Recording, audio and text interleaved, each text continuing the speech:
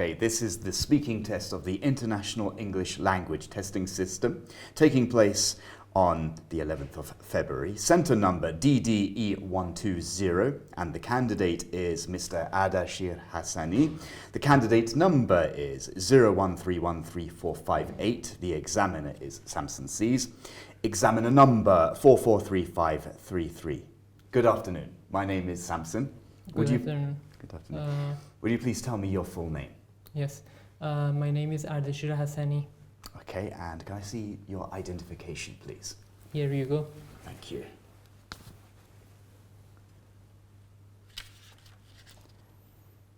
Thank you. Wonderful. Okay, in the first part of the exam, I will ask you some personal questions. Are you a student now, or do you work? I'm working as a lawyer, and I graduated from a university about 2 years ago, and now, as I mentioned, I'm working as a lawyer, and I'm really satisfied with my major. All right, and why did you choose this job? Well, as you might be well informed, this job makes me feel delighted while I'm defending people's right. So I chose this major for many reasons. One of the first and foremost reason for me was defending people's right. It was really my top priority. Right, and let's talk about your daily routine. What do you do generally? I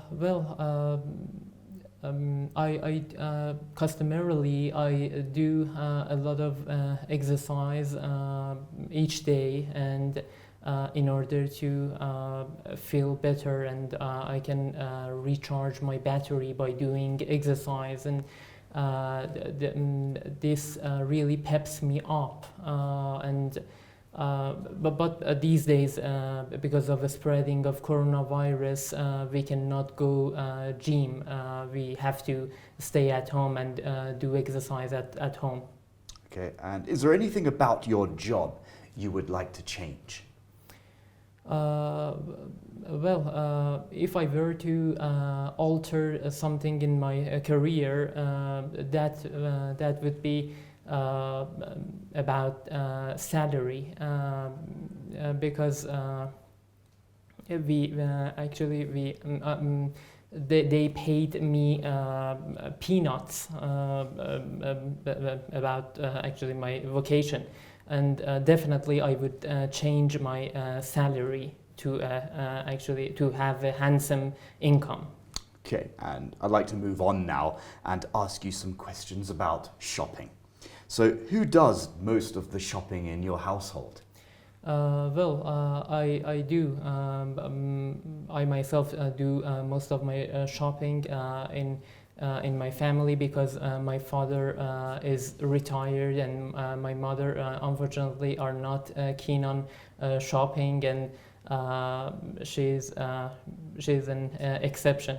So I would go shopping, and I'm not a shopaholic person. All right, and what type of shopping would you say you'd like? Well, it depends on different situations, but most of the time I really prefer to go shopping and buy fresh produce for my family. Okay, and let's talk about films now briefly. So how often do you go to the cinema? For my money, these days going to cinema and these public places are really injurious. And because of the spreading of coronavirus, it's really peril to go to cinema. But I can vividly remember that about 2 years ago, I went to cinema and I watched a brilliant and great movie, and it was a blast. Okay, thank you very much. Right, that's the end of this part. Okay, I'm now going to give you a topic, and I'd like you to talk about it for up to 2 minutes. Before you talk, you'll have 1 minute to think about what you're going to say, and you can make notes if you wish. Do you understand? Yes, I do. Okay, brilliant. So here's a piece of paper Thank you. and a pencil to make notes. Describe an important event in your life. This is your topic. You may start making notes for 1 minute, starting from now.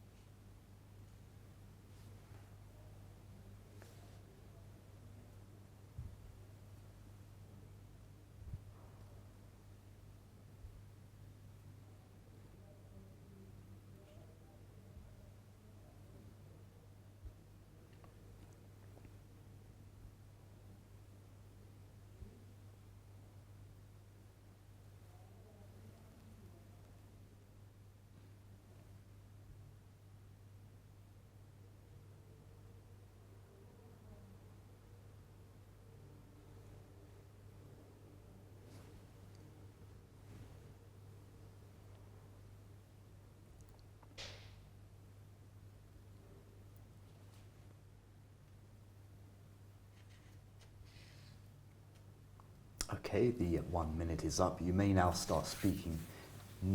Go ahead.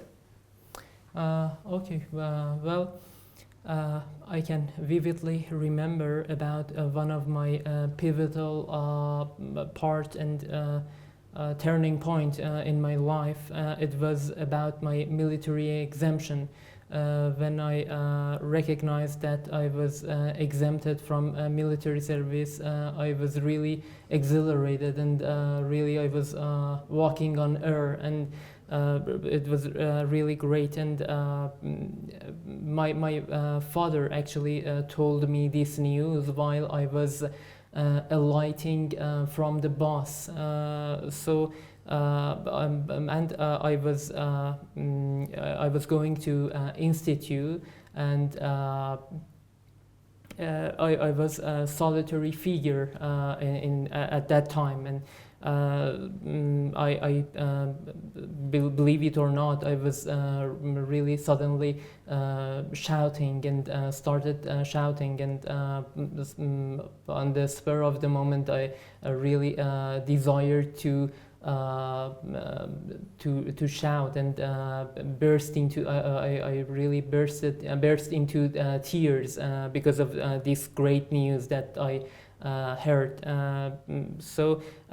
This news for me really crucial at that time, and I reckon that for most of boys this is great news for them. And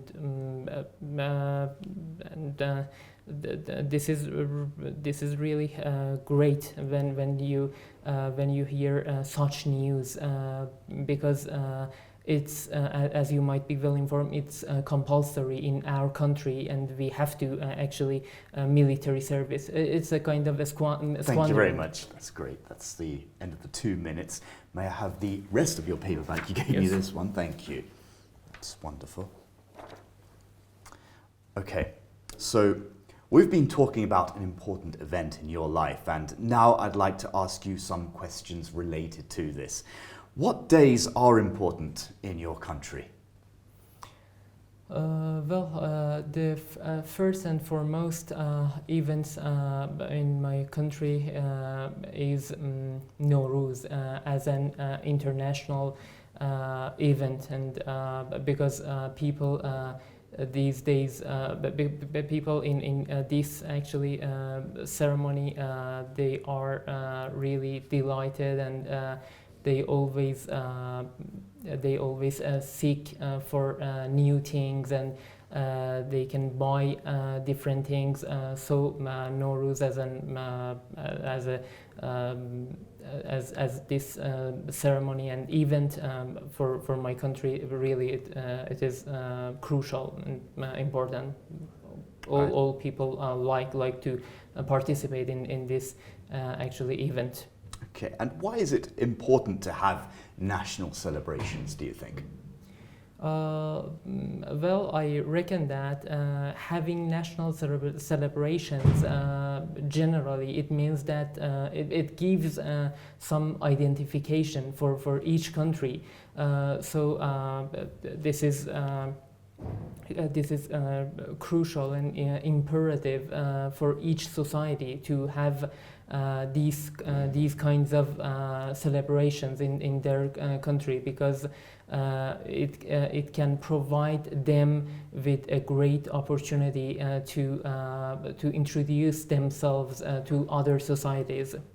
Okay, and how is the way your national celebrations being celebrated now differ from how they were celebrated in the past? There is a sharp distinction between the celebrations that now people have and people used to these celebrations in the past. For instance, in the past, they might held this celebration in a simple way, but these days people are much prone to have these celebrations in a luxury way, because most of people are living in a lap of luxury. They really desire to hold these celebrations with a great entertainment and with a great opportunity to introduce themselves to each other, and sometimes it changes to play up they want to show off with their things to each other. All right, and do you think there'll be any new celebrations in the future in your country? Nobody knows what the future holds, but generally speaking, it would happen maybe in the future. We can add different celebrations in our cultures, but I do believe that we should maintain our cultures, our culture that we have these days and in the past. But on the other hand, we can actually add some new celebrations. All right, and what are the benefits of having events that many people around the world are celebrating on the same day? How would you? Well, to my mind, it can evince some solidarity between, among nations. It can really show that we can human beings, and we can celebrate these events with each other, and it's really spectacular when we have these kinds of events at the same time with different countries, and we can feel that all the people around the world are delighted, and because of that it can give us great energy and positive energy. Thank you very much. Well, that's the end of the test. Thank you. Well done. Okay, so what we're going to do now is we'll have a quick look at your band score, based on the 4 criteria that we've got you marked down for here. So I think as a whole, we're at the moment we're probably looking at a 6.5. I wanted to give you 7 actually, because you had a lot of power in your pronunciations, and many great range of vocabulary. There were certain hesitations here and there that prevented me from doing that. I really wanted to give you these 7. So at the moment we're looking at a 6.5, but don't worry about that, because you can increase 1 band score actually in your situation. First we're going to have a look at some issues. So what we're looking at here, if we're looking at coherence and fluency, and basically your paraphrasing techniques were wonderful. I love the way you were paraphrasing and coming up with all these linking words. these are important issues when you're taking the IELTS speaking test, and your start to the answers were very good, the way you were referring to the question, and you fully understood the answers. I had no problems with that. You had some of these, here and there. That can be fixed. Again, maybe just stick to the linking words, and that will help. Stop you do all these and being hesitant like that. What I would like to look at is also the collocations. I think you had a good use of the collocations and the way you were rewording stuff and using all these expressions. Some of the jargons, I would say that maybe they were misplaced, maybe once or twice. Mostly they were in the correct place, but maybe you were using too many of them as if they were kind of memorized. Memorizing certain words and phrases in English is something what all candidates would do. Anyone who's learning English, that's fine. There's nothing wrong with that. But sometimes, if you're using them too much, if you're too often, using them, then the examiner will think to him or herself. It sounds unnatural. It might sound a little bit unnatural, exactly, and that would affect the fluency and coherence. Because being coherent means obviously sounding natural. But altogether, I liked your intonation on, when you were talking. You sounded pretty comfortable with that. In terms of vocabulary, I don't have a problem with your vocabulary, personally. I think you have a wide range of vocabulary, and you were using the vocab in the correct places, and you could prove that you could use a wide range of vocabulary. I don't have a problem with that at all. So I wouldn't focus too much on the vocab from now. Grammar and accuracy, you see, here and there, with linking certain sentences, creating these complex structures of sentences, I felt that you struggled here and there. There were some errors, you had more and you missed some of the prepositions, like, for example, we can human beings, we can be better human beings. Maybe you were trying to, think of certain linking words or prepositions just to fix your sentences. That's the most, that's the highlighted thing I have here for you. If you want to improve with with a high band score, definitely what I would do is work on your grammar and basically come up with your complex sentences. Your simple sentences are fine. I don't think you have any problem with that. The best thing to do would be to practice more of the complex structures of sentences and make sure you fit in all these prepositions. Just record your voice over and over again, maybe do 5 sentences a night. That'll be great. And because you've got the complex part of the language, okay, we can see that you can use complex words and phrases. The best thing to do would be linking all your prepositions to make sure you get that accurate grammar in your sentences. That's the main issue here. Again, with the pronunciation, I do not have a problem with your pronunciation. Same with the vocabulary. Pronunciation was fabulous. I didn't find that you mispronounced anything. I thought it was all very fluent, and it was clear. You speak clearly, which is, again, a very important point for examiners when you're doing the IELTS speaking test. Again, so vocab and pronunciation, I would say definitely, stick to what you have with the vocab and pronunciation. You do not have a problem with that. Definitely work on the way you sound natural, and maybe avoid using too many expressions and jargons. The collocations, I'd say they were okay. You learn how to use them all right. And then there's the start to your answers and the way you produce your ideas, that's very good. Your ideas are there, when ideas are very important for part 2 and part 3 when you're talking to the examiner especially. So yeah, definitely I would work on the coherent stuff and learning how to sound more natural. Maybe you could stick to more simple sentences when you're talking about a simple topic, rather than go into too many jargons and expressions or idioms and stuff like that. You could reduce that a little bit. Again, with the grammar and accuracy, I would work a lot on your grammar. That's probably where you have the most problems with the prepositions, and to have them not misplaced.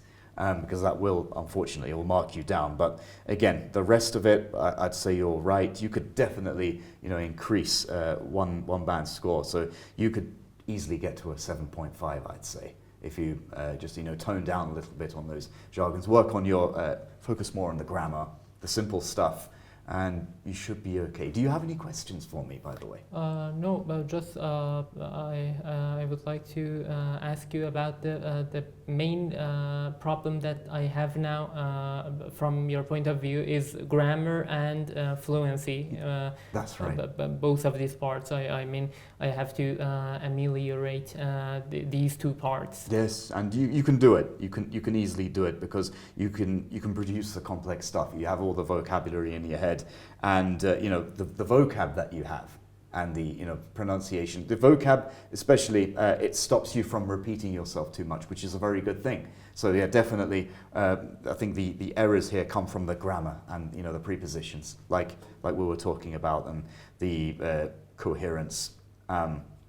Definitely, you can avoid using too many jargons that you have in your head. So it'll make the test hopefully easier for you, and then you'll achieve a 7.5. So right now you're at the 6.5 stage. If you work on those two, the coherence and the grammar, then you should be okay. I wish you the best of luck. Thank you so much. Take care. Thank you.